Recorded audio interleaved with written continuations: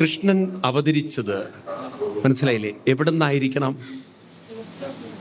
സാധാരണ നിങ്ങളൊക്കെ കഥകളൊക്കെ കേട്ടതല്ലേ? ദേവകി ദേവി പ്രസവിച്ചു. കൃഷ്ണൻ എവിടെ നിന്നാ വന്നത്?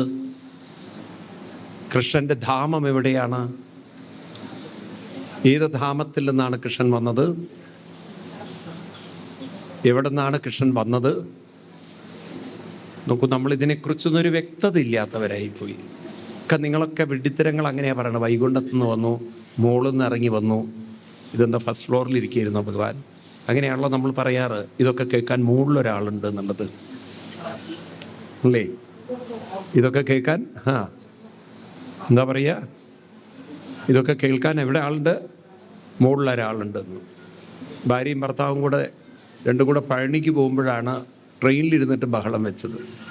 എന്തോ ഭാര്യ എന്തോ എടുക്കാൻ മറന്നു, അതിന് ഭർത്താവ് കൊടുത്തു. ഉത്തരവാദിത്തമില്ലാത്തവർ, ഒരു കാര്യത്തിൽ ശ്രദ്ധയില്ല എന്നൊക്കെ പറഞ്ഞപ്പോൾ ഭാര്യ പറഞ്ഞു, എല്ലാവരും മുന്നിൽ വെച്ച് ഇങ്ങനെ വേണ്ടാത്തത് പറയാതിരിക്കും മനുഷ്യ, ഇതൊക്കെ കേൾക്കാൻ മുകളിലൊരാളുണ്ടെന്ന്. അപ്പോൾ ആ സമയത്ത് മുകളിലത്തെ ബർത്തിലൊരാൾ കിടക്കണ്ടായിരുന്നു. അയാൾ പറഞ്ഞു, നിങ്ങളുടെ കുടുംബ പ്രശ്നത്തിലൊന്നും എനിക്ക് യാതൊരു പങ്കുമില്ല, എന്നെ അതിലേക്ക് വലിച്ചഴക്കരുത് എന്ന്. ഈ മുകളിലൊരാളുണ്ടെന്ന് പറയുമ്പോൾ സൂക്ഷിക്കണം ചിലപ്പോൾ. കാരണം മുകളിലെന്ന് പറയുന്നത് മുകളിലെ ബർത്തിൽ കിടന്നുറങ്ങുന്ന ആളായിരിക്കും ചിലപ്പോൾ. അപ്പോൾ അതുകൊണ്ട് മുകളിലൊരു ആളുണ്ട്. ഇതിങ്ങനെ ആളുകളെങ്ങനെ പറഞ്ഞ് ശീലിച്ചു പോയി. എന്ത്? മുകളിലൊരു ആളുണ്ട്. അപ്പോൾ ഇതാണ് സത്യം. അപ്പോൾ അതുകൊണ്ട് മനസ്സിലാക്കൂ, ഭഗവാൻ എവിടെ നിന്നാണ് വന്നത്? ഒരൊറ്റ ശ്ലോകം കൂടി കണ്ട് നമുക്ക് നിർത്താം. ഭാഗവതത്തിൽ കൃഷ്ണാവതാരം പറയുന്നത് ദശമസ്കന്ധത്തിൽ തൃതീയ അധ്യായത്തിൽ 8-ാം ശ്ലോകമാണ്. എല്ലാവരുടെ കയ്യിലുണ്ടല്ലോ കൃഷ്ണാവതാരം, നടക്കൂ എല്ലാവരും. ദശമസ്കന്ധം തൃതീയ അധ്യായം 3-ാം അധ്യായം 8-ാം ശ്ലോകം. നിശീതേ തമ ഉദ്ഭൂതേ ജായമാനേ ജനാർദ്ദനേ ദേവക്യാം ദേവരൂപിണ്യാം വിഷ്ണു സർവഗുഹാശയ ആവിരാസീത്. ഭഗവാൻ ആവിരാസി ദേവകീ ദേവിയിൽ നിന്നും ദേവകീ ദേവിയിലൂടെ പ്രകടമായി കൃഷ്ണൻ. അർദ്ധരാത്രിയിൽ പൂർണ്ണചന്ദ്രൻ എപ്രകാരമാണോ ഉദിച്ചാൽ അപ്രകാരം ഭഗവാൻ പ്രകടമായി.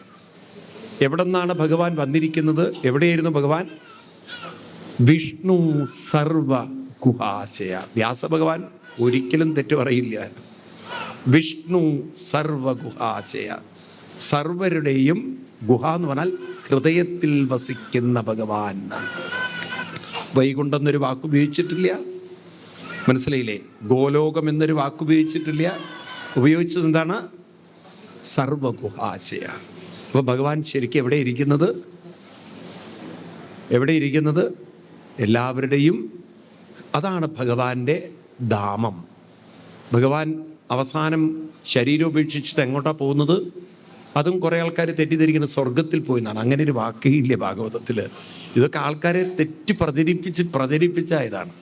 ഞാൻ ഈ ആലപ്പുഴ, കൊല്ലം ഭാഗങ്ങളിലൊക്കെ സപ്താഹത്തിന് മുമ്പം ഈ മലയാള ഭാഗവതമായിരുന്നു അവിടെ കൂടുതലുണ്ടായിരുന്നത്.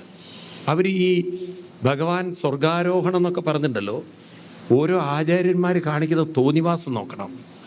ഈ ഭഗവാൻ ശ്രീകൃഷ്ണൻ്റെ ചതുർഭുജ രൂപമൊക്കെ ഈ കട്ടൗട്ട് ഉണ്ടാക്കിയിട്ട് മുകളിലൊരു കപ്പിയൊക്കെ വെച്ചിട്ട് അതിൽ ചെറിയ കയറൊക്കെ ഇട്ടിട്ട് ഇവർ ഈ സ്വർഗാരോഹണമൊക്കെ ഉണ്ടത്രേ മലയാള ഭാഗവത്തിൽ. എനിക്കറിയില്ല എക്സാക്ട്ലി, ഞാൻ വായിച്ചിട്ടില്ല. ഈ ഭാഗം വായിക്കുമ്പോൾ ഒരാൾ പുറകുന്ന് വലിക്കും.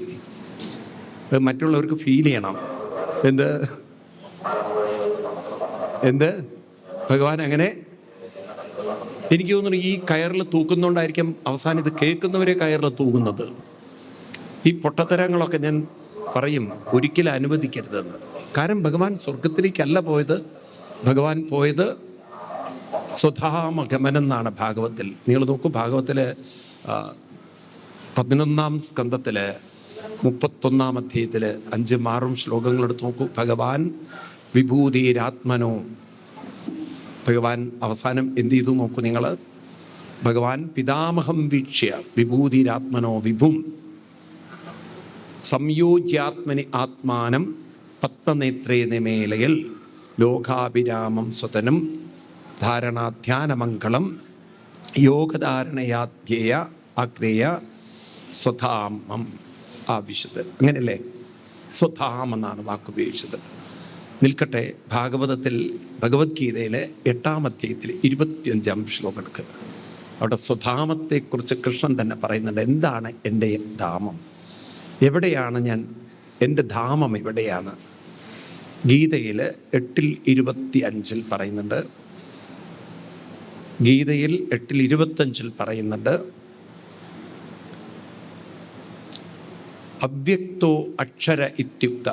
8ആണോ 24ആണോ 21ആണോ തോന്നുന്നു, പ്രോബോളി 21, സോറി. അവ്യക്തോ അക്ഷര ഇത്യുക്ത തമാഹു പരമാം ഗതിം യം പ്രാപ്യന നിവർത്തന്തേ തദ്ധാമ പരമം മമ. അതാണ് എൻ്റെ ധാമം.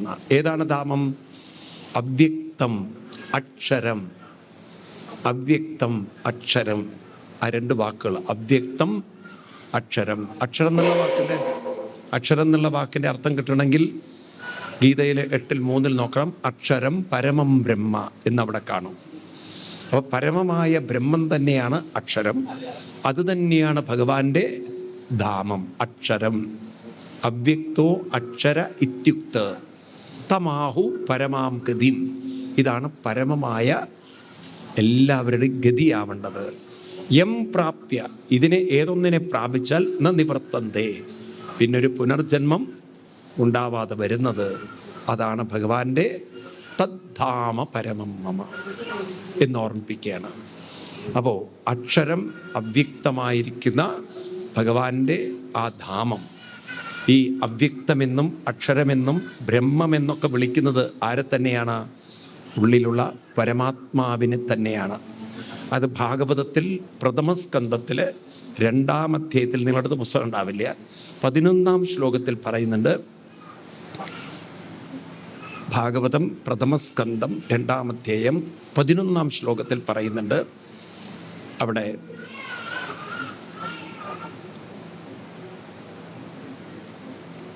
വദന്തി തത്തത്വവിദഃ തത്വം യജ്ഞാനമദ്വയം ബ്രഹ്മേതി പരമാത്മേതി ഭഗവാൻ ഇതി ശബ്ദതേ എന്നാണ്. ബ്രഹ്മമെന്നും ഭഗവാൻ എന്നൊക്കെ വിളിക്കുന്നത് ആരെ എന്ന് മനസ്സിലാക്കിക്കൊള്ളണം? പരമാത്മാവിനെ എന്ന് മനസ്സിലാക്കിക്കൊള്ളണം. നമ്മളെപ്പോഴും ഭഗവാൻ എന്നുള്ള ശബ്ദം ഉപയോഗിക്കുമ്പോൾ ബ്രഹ്മേതി, ബ്രഹ്മമെന്ന വാക്ക് കേൾക്കുമ്പോൾ, ഭഗവാൻ എന്ന ശബ്ദം കേൾക്കുമ്പോഴൊക്കെ പരമാത്മേതി, പരമാത്മാവിനെ തന്നെയാണ് ഭഗവാനെന്നും ബ്രഹ്മമെന്നും ഒക്കെ ശബ്ദത്തെ വിളിക്കുന്നതെന്ന് ഓർമ്മ വേണം. അപ്പോൾ ഭഗവാന്റെ ധാമം ഏതാണ്? ഭഗവാൻ എവിടെ നിന്നാണ് വന്നത്? ഭഗവാൻ എല്ലാവരുടെയും ഉള്ളിലിരിക്കുന്നു പറഞ്ഞാൽ നിങ്ങളുടെയൊക്കെ ഉള്ളിൽ നിറഞ്ഞു നിൽക്കുന്ന ആളാണ് ആര്? ഭഗവാൻ. പക്ഷെ ആര് കാണുന്നു? ആ കാണണമെങ്കിൽ ഏകാഗ്രത വേണം. ജപിച്ച് മനസ്സിനെ ആ നാമത്തിൽ ഉറപ്പിക്കണം. അവസാനം ലയിപ്പിക്കുമ്പോൾ കിട്ടുന്നതാണ് ആത്മദർശനം. അതുതന്നെയാണ് കൃഷ്ണദർശനം. അതുതന്നെയാണ് ജന്മസാഫല്യം. ഇതിലേക്കാണ് ഭാഗവതം നമ്മളെ കൊണ്ടുപോകുന്നത്. ഇനി നമുക്ക് ഭഗവാന്റെ ലീലകളൊക്കെയാണ്. ഇങ്ങനെ ഓരോ കഥകളും ഓരോന്നും പഠിക്കാൻ അത്ര ഇൻട്രസ്റ്റിംഗ് ആണ്. ഇതിങ്ങനെ നോക്കി പഠിക്കണം എന്ന് മാത്രം.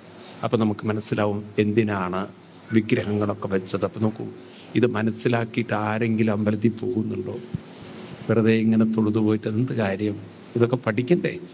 ഈ ഗ്രന്ഥം പഠിക്കാതെ, ഭഗവാൻ പറഞ്ഞ പോലെ പ്രമാണങ്ങൾ നോക്കാതെ, ശാസ്ത്രം നോക്കാതെ എന്ത് ചെയ്തിട്ടും യസ് ശാസ്ത്രവിധി മുത്സൃജ്യ വർത്തതേ കാമകാരത. നിങ്ങൾ ഇതൊന്നും മനസ്സിലാക്കാതെ അമ്പലത്തിൽ പോയി തൊഴുതിട്ട്, ശങ്കരാചാര്യസ്വാമികളും പറയത്, ശങ്കരാചാര്യസ്വാമികൾ പറയും, മനശ്ചെന്നലഗ്നം കുരോരംകൃപത്മേ തദക്കിം തദക്കിം തദക്കിം തദക്കിം. മനസ്സിനെ നേരെയാക്കാനല്ലാതെ വെറുതെ നിങ്ങൾ തൊഴുതുപോയാൽ ഈ പറഞ്ഞ ഏകാഗ്രതയും അതുപോലെ തന്നെ മനസ്സിനെ ജപിച്ച് ജപത്തിൽ ചേർത്ത് വയ്ക്കാനും ലയിപ്പിക്കാനും ഒന്നല്ലാതെ നിങ്ങൾ വെറുതെ ആരാധന നടത്തിയതുകൊണ്ട് തതയ്ക്കും ആരാധന കൊണ്ട് എന്ത് കാര്യം ഒരു കാര്യമില്ല എന്ന് പറയുമ്പോൾ ഇതത്ര എഴുതി വച്ചിരിക്കുന്നു പൂർവികർ. അത് മനസ്സിലാക്കാൻ നമുക്ക് സാധിക്കട്ടെ എന്ന് പറഞ്ഞുകൊണ്ട് നമുക്കിവിടെ നിർത്താം.